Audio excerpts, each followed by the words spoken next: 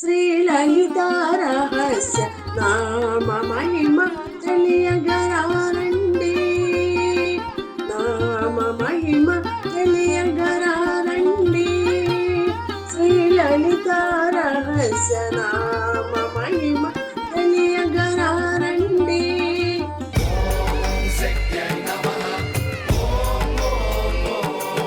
Telugu capital భక్తి టీవీకి స్వాగతం సుస్వాగతం. నేను శ్రీలక్ష్మి. ఈరోజు మనతో సంస్కృత పండితురాలు, గోల్డ్ మెడలిస్ట్, కవయిత్రి, రచయిత్రి, ప్రముఖ ఆధ్యాత్మికవేత్త డాక్టర్ శ్రీమతి కుప్ప విజయశ్రీ గారు మనతో ఉన్నారు. విజయశ్రీ గారు నమస్కారం అండి. నమస్కారం శ్రీలక్ష్మి గారు. విజయశ్రీ గారు శ్రీ లలిత దివ్య గ్రంథం లలిత రహస్య సహస్రనామ స్తోత్రంలో రహస్యమైన ఫలితాల గురించి మీరు వివరిస్తున్నారు. ఈరోజు ఏ నామం చెప్తారు, ఏ ఫలితం ఇస్తారు? తప్పకుండానండి. ఇవాళ మనము 76వ నామానికి వచ్చాము. అంటే మనము ఇప్పుడు లలితా సహస్ర క్రమంలో చక్రాల యొక్క రొటేషన్ ఎట్లా ఉంటుందో చెప్పుకున్నాం. అంటే మనకి మూలాధార చక్రం, స్వాధిష్టాన చక్రం, మణిపూర చక్రం ఇలా లైన్గా వస్తూ ఉంటాయి. ఈ సుషుమ్నా నాడి గుండా ప్రవహించేటువంటి ఈ కుండలిని శక్తి వెన్నుపూసకు చివరున్నటువంటి మూలాధార చక్రం నుంచి కొంచెం ముందుకొచ్చి స్వాధిష్టాన చక్రం దగ్గరికి వచ్చి అక్కడి నుంచి నాభి దగ్గర ఉన్నటువంటి మణిపూరానికి చేరుకుంటుంది. ఇప్పుడు ఆ నామానికి మనం వచ్చాం శ్రీలక్ష్మి గారు. అంటే ఆధార చక్రం నుంచి మొదలుపెట్టిన ప్రయాణం. షట్చక్రాల గురించి వివరంగా చెప్పారు. వివరంగా చెప్పారు, చాలా వివరంగా చెప్పారు. అయితే ఈ మూడో చక్రమైన మణిపూర చక్రం దగ్గరికి వచ్చాం. ఇప్పుడు మన ప్రయాణంలో మూడో చక్రం దగ్గరికి వచ్చాం. దానికి మణిపూరాంతరుదిత విష్ణుగ్రంథి విభేదిని, మన పుస్తకం ప్రకారం 76వ నామం.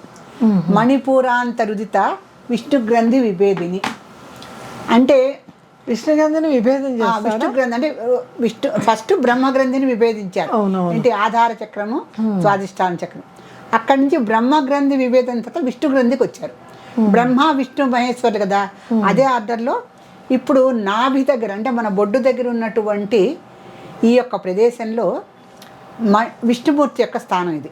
ఇక్కడే విష్ణుమూర్తి అంటే స్థితికారకుడు కనుక దీనికి అనేక కారణాలనే చెప్పుకుందాం. ఈ నాభి దగ్గర ఉన్నటువంటి చక్రం పేరు మణిపూర చక్రము. నాభి దగ్గర ఉన్న చక్రం చక్రం.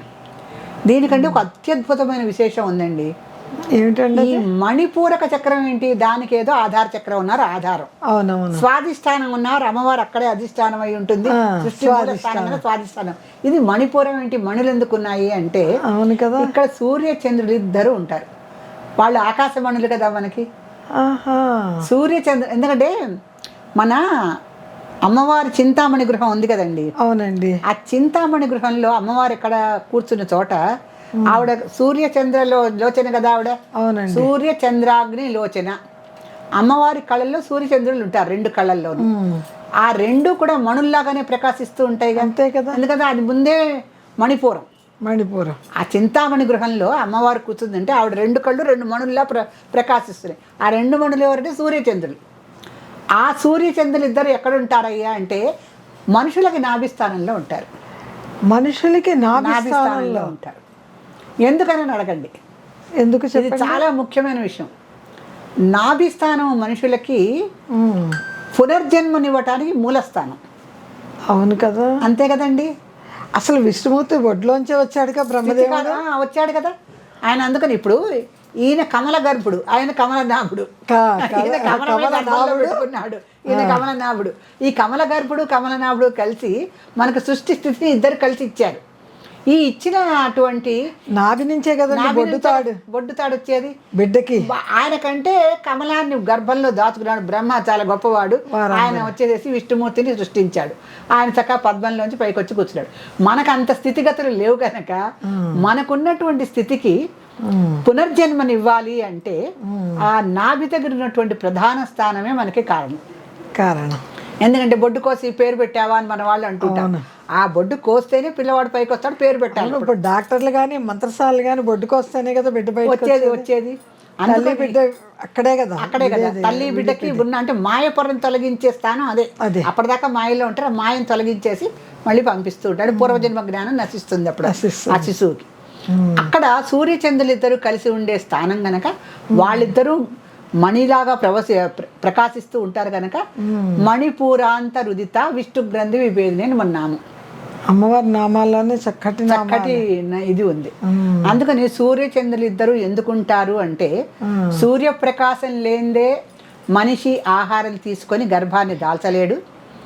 ఆ దాల్చిన గర్భంలో పిండము ఉత్పత్తి అయ్యి బాగా పెరుగుదల ఉండాలంటే చంద్రుడు కావాలి.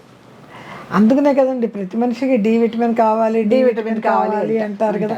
సూర్యుడి రశ్మిలో కూర్చుంటే చాలు చాలు మనకు ఉచితంగా వస్తుంది. ఇప్పుడు సూర్యుడేమో ఒక పిండాన్ని సృష్టించడానికి మనకు ఉపయోగపడతాడు. ఆయన పండించిన పంటలు తింటేనే ఆ ధాన్య ఆహారమే పిండంగా తయారవుతుంది.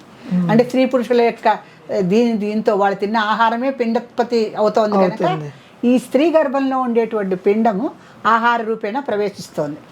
తర్వాత ఆ పిండము ఎదగాలి అంటే చంద్రుడు కావాలి. ఎదగాలి అంతే కదండి. ఇప్పుడు ఒక చెట్టుకి కాయ కాయాలంటే సూర్యుడు కావాలి, అది పండు అవ్వాలంటే చంద్రుడు రావాలి. రాత్రిపూట కదా ఫలదీకరణ అందుకని చంద్రుడు రావాలి. పుష్పాలు కూడా చూడండి తెల్లారేపాటికి విచ్చుకొని ఉంటాయి చక్కగా. అలా సూర్యచంద్రులు ఇద్దరు కలిసి ఉన్న ఈ నాభి స్థానానికి మణిపూర చక్రం అని పేరు పెట్టారు. ఈ మణిపూర చక్రము ఎప్పుడు మణులతో ప్రకాశిస్తూ ఉంటుంది. ఇది ప్రకాశిస్తూ ఉండి స్థితికారకత్వాన్ని బాగా బాగా స్థితికారకత్వాన్ని ఎప్పటికప్పుడు అది బాగా ప్రజ్వలంగా చాలా ఉజ్వలంగా పైకి తీసుకొస్తూ ఉంటుంది. ఏ స్థితి కావాలన్నా ఒక మంచి వక్త వాళ్ళండి నాభి నుంచి అతను మాట్లాడాలి.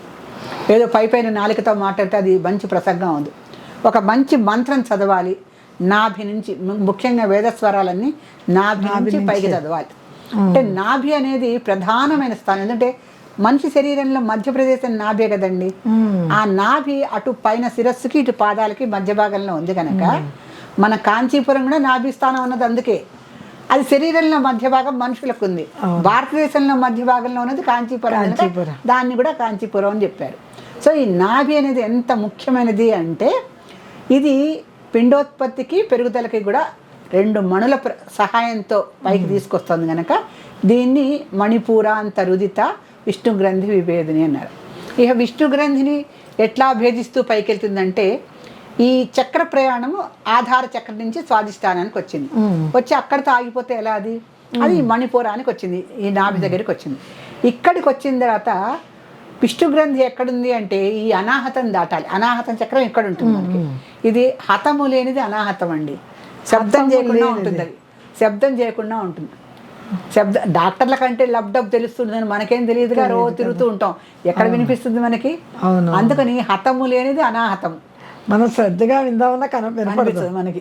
ఆ స్టెథోస్కోప్కి తెలియాల్సింది. భయం వేసినప్పుడు తెలుస్తుందండి. అప్పుడు తెలుస్తారు, అప్పుడు అనుకుంటాం. కానీ ఆ దడ అన్నది అనుభవిస్తేనే కానీ సౌండ్ ఏం తెలియదు మనకి. అందుకని అనాహత చక్రం దగ్గర ఉన్నటువంటి ఆ విష్ణు గ్రంథిని విభేదిస్తూ అది రుద్రగ్రంథి దగ్గరికి వెళ్ళిపోతుంది. ఇక్కడ రుద్రగ్రంథి, ఇక్కడ విశుద్ధి చక్రం వచ్చింది మళ్ళీ, ఇక్కడ రుద్రగ్రంథి ఉంది. ఈ రుద్రగ్రంథి ఇక్కడ మొదలైనా కూడా ఈ యాక్చువల్గా దాని ఆగ్నేయ చక్రం దగ్గర రుద్రగ్రంథి ఇక్కడ దాకా ఈ చక్ర ప్రయాణం సాగాలంటే నాభి స్థానం దగ్గర విష్ణు గ్రంథిని ఛేదించి అది రుద్రగ్రంథికి వెళ్ళాలి. బ్రహ్మగ్రంథిని ఛేదించుకుంది, నెక్స్ట్ విష్ణుమూర్తి విష్ణు గ్రంథిని ఇక్కడ మొదలు పెట్టుకుంది. ఈ అనాహత చక్రం దగ్గరికి వచ్చి ఇక్కడ విష్ణు గ్రంథిని విభేదిస్తుంది. వచ్చేసి అనాహతం దగ్గర ఇక్కడ విశుద్ధి చక్రం దగ్గర కూడా వస్తుంది. విశుద్ధి చక్రం నుంచి కూడా ఇంకా ముందుకు వెళ్ళి ఆజ్ఞా చక్రం దగ్గర రుద్రఛేదిని ఛేదిస్తుంది. రుద్రచక్రాన్ని ఛేదించడం లాస్ట్ అనమాట. తర్వాత ఇక సహస్రారం చాలా పెద్ద విషయం, ఇక వెళ్ళిపోతుంది. ఆ చక్ర ప్రయాణంలో మణిపూరాంతరుదిత విష్ణు గ్రంథి విభేదిని అంటే విష్ణు గ్రంథిని ఛేదించటానికి ఈ యొక్క కుండలిని ప్రయాణము ముందు నాభి దగ్గర మొదలెట్టి అనాహతం దగ్గరికి వచ్చి ఇంకా పైకి వెళ్తుంది. అది ఆ గ్రంథి విభేదనం అట్లా ఉంటుంది అన్నమాట. ఆ గ్రంథి అంటే లోపల దాగి ఉన్న పొరలు కొన్ని ఉంటాయి కదండి, ఆ పొరలన్నిటినీ ఛేదించుకుంటూ ముందుకెళ్తుంది. వెళ్ళినప్పుడు సహస్రార చక్రానికి వెళ్ళటానికి దారి మధ్యం అనమాట. ఇప్పుడు మనం ఒక ఊరి నుంచి ఇంకో ఊరికి వెళ్తే మధ్యలో చిన్న చిన్న ఊళ్ళు వస్తాయి కదా, అలా ఆగినట్టుగా ఈ గ్రంథి విభేదనం బ్రహ్మగ్రంథి విభేదనం అయింది. ఇప్పుడు విష్ణు గ్రంథి విభేదనం అయింది. తర్వాత నామంలో రుద్రగ్రంథి విభేదనం కూడా జరుగుతుంది అనమాట. సో ఈ నామం చదువుకోవటం వల్ల ఏంటంటే మనకి విష్ణుమూర్తి స్థితికారకత్వం ఉంది కదండి. అవునండి. మన యొక్క స్థితిగతులు వాటికన్నా ఇంకా మనం ఉన్నత స్థితికి వెళ్తాం. అవునవును. ఉన్నత స్థితిలో ఉన్నవాళ్ళు ఇంకా పై స్థాయికి వెళ్తారు. అవును. ఆ పై స్థాయిలో ఉన్నవారు వారు ఏ స్థితిని కోరుకుంటే ఆ స్థితికి వెళ్తారు. కొంతమంది ఆధ్యాత్మికంగా మోక్ష స్థితిని కోరుకుంటారు, కొంతమంది ఇంకా బాగా ఆర్థిక స్థితిని కానీ లేకపోతే ఇంకా భోగలాలసలు కానీ కోరుకుంటారు. ఎవరి ఆసక్తిని బట్టి వాళ్ళు కోరుకుంటారు స్థితిగతులకి. ఆ స్థితిగతులు వాళ్ళు ఏది కోరుకుంటే వాళ్ళు అక్కడికి వెళ్తారు. కానీ వాళ్ళ ఉన్న స్థితి నుంచి అయితే ఉన్నత స్థితికి అయితే తప్పనిసరిగా వెళ్తారు.